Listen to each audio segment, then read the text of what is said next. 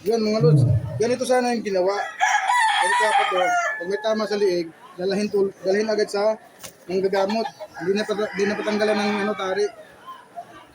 Ulit ito, natahi ko na ulit yung ano, ugat niya.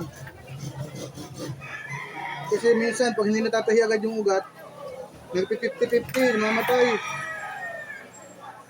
Habang tinatanggalan ng tari, namamatay na siya. 50-50 na. Bali natahi ko na ng mga lulus yung, ano, yung kabila. Ito naman tayo sa kabilang tama. Wala, medyo malikot siya.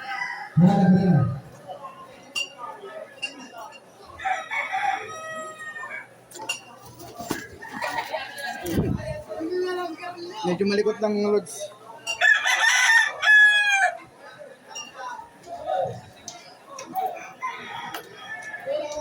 Nagla-live sana tayo, kaya lang walang signal. Ha? Kaya bilang ko lang ako. Kung may balik ko, first time ko na pagpagod. Walang talo yan. Siya ang yung buhay.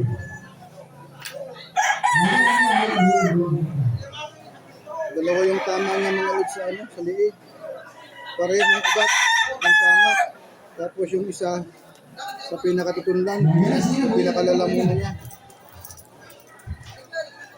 Kaya dapat yung mga ganitong tawa mga lods, pinapagamot nyo muna.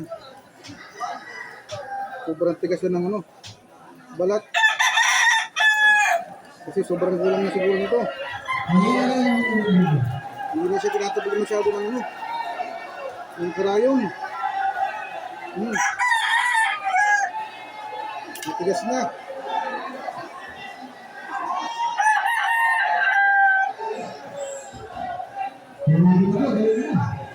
Okay. Ayan mga lods, tapos na natin siyang gamutin. Itahin na rin natin yung mga ugat niya, pati yung laman, pati yung balat. Lagyan mo natin siya ng gamot. Tahiran natin siya ng quick chill.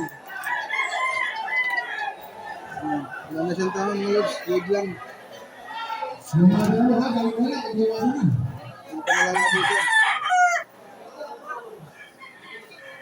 Okay, mga lods. Tapos na. Thank you for watching.